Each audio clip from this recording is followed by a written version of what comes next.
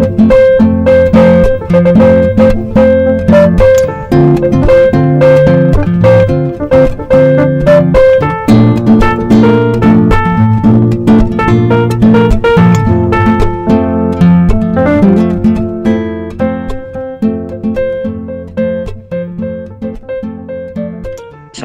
warahmatullahi wabarakatuh. Di sini saya akan menjelaskan tentang apa saja yang perlu dikaji dalam evaluasi proyek. Yang pertama, konsep dan ruang lingkupnya.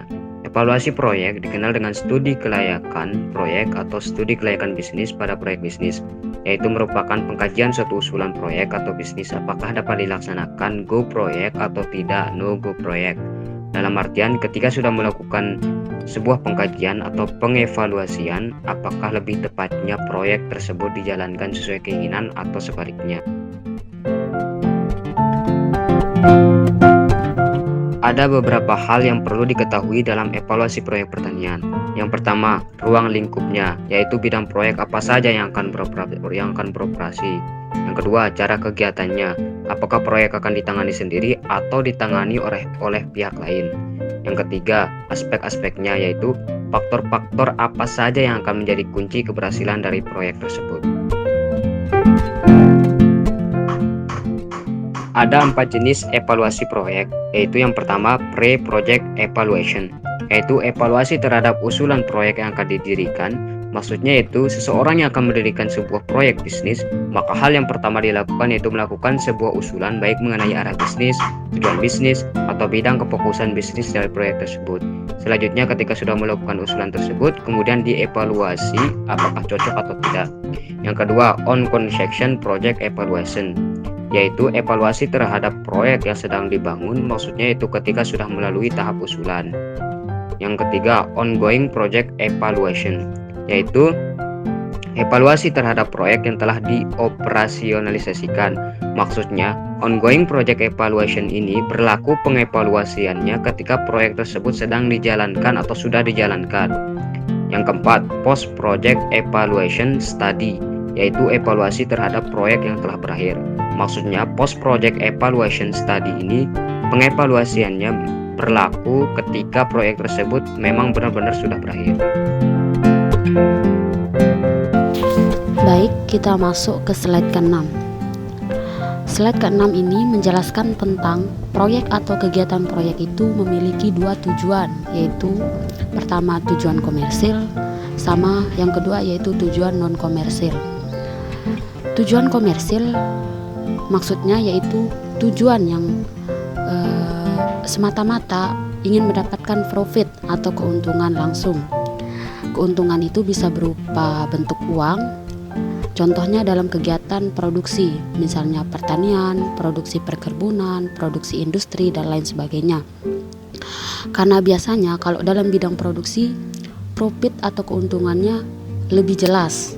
Maksudnya biasanya dalam hitungan 1 bulan, kita bisa melihat profit atau keuntungannya. Kemudian yang kedua yaitu tujuan non-komersil atau tujuan tidak komersil. Maksudnya kegiatan di bidang kepentingan umum seperti pengadaan prasarana, seperti pembangunan waduk, jalan, dan sebagainya. Biasanya proyek ini dipegang oleh pemerintah atau pemerintah daerah setempat. Dan biasanya untuk kepentingan umum secara umum yaitu masyarakat itu sendiri. Selanjutnya yaitu slide ke-7.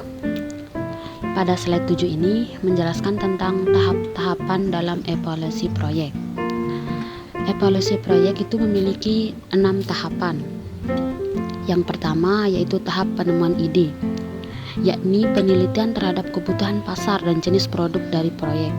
Maksudnya di sini apabila kita memulai suatu proyek atau kegiatan, hal yang pertama yang menjadi dasar proyek itu akan dilakukan adalah menentukan ide yang cocok, ide yang tepat, yang sesuai dengan kebutuhan pasar.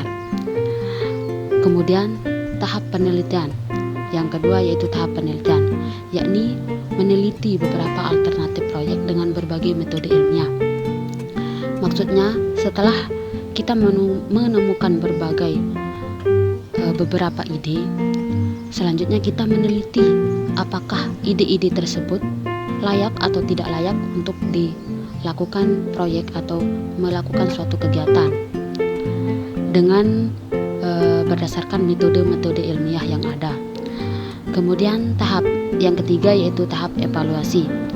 Tahap evaluasi ini membandingkan sesuatu berdasarkan satu atau lebih standar atau kriteria.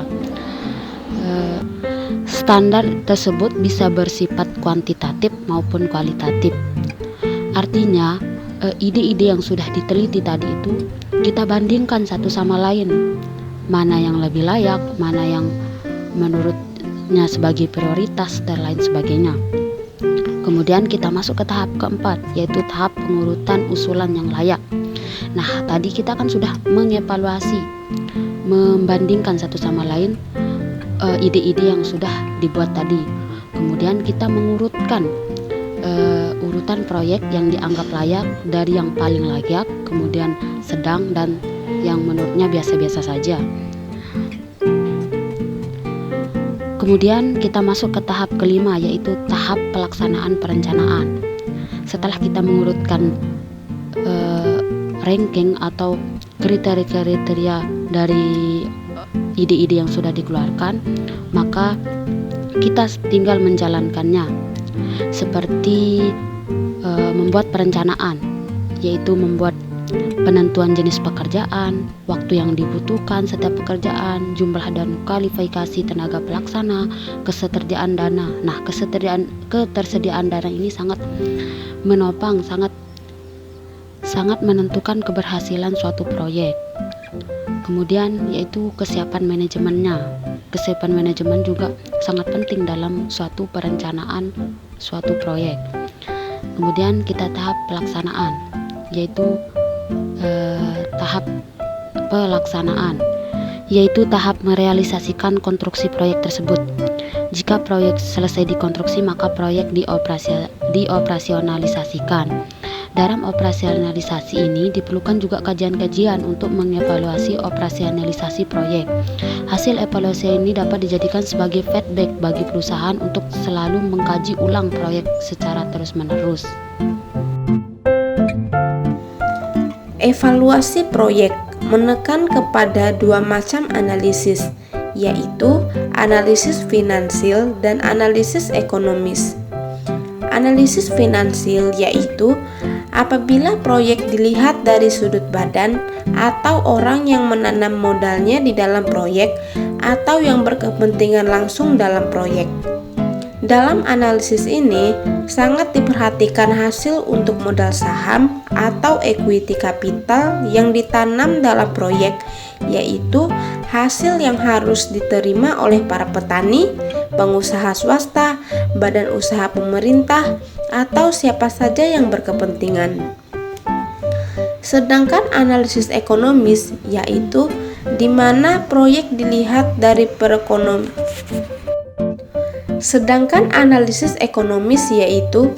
di mana proyek dilihat dari segi perekonomian secara keseluruhan.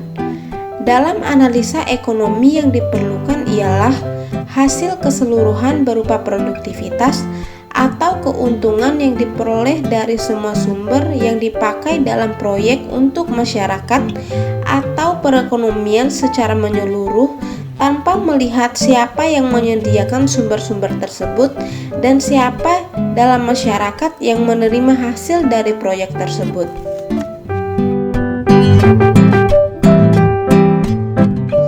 Fokus utama studi kelayakan proyek paling sedikit berpusat pada 4 aspek, yaitu aspek pasar terhadap barang atau jasa yang akan dihasilkan proyek. Hal ini berkaitan dengan perkembangan faktor eksternal sehubungan dengan persaingan harga, strategi promosi, mutu produk, serta analisis pasar yang salah terhadap produksi yang dihasilkan. Kemudian aspek produksi, teknis, dan teknologis, yaitu menentukan strategi dan teknologi produksi atau operasi yang akan dipilih, misalnya kapasitas produksi, jenis teknologi yang dipakai, pemakaian peralatan dan mesin, lokasi, dan tata letak pabrik. Kemudian, aspek manajemen dan sumber daya manusia. Aspek manajemen sumber daya manusia ini merupakan masalah kebutuhan dan alokasi sumber daya manusia selama proyek berlangsung. Agar tidak menimbulkan masalah yang kompleks, perencanaan sumber daya manusia didasarkan atas organisasi proyek yang dibentuk sebelumnya dan proses staffing sumber daya manusia serta tujuan proyek. Dan yang terakhir, aspek keuangan dan ekonomi. Aspek keuangan ini berkaitan dengan pembelanjaan dan pembiayaan proyek, biasanya berasal dari modal sendiri dan atau pinjaman dari bank atau investor dari dalam jangka pendek atau jangka panjang.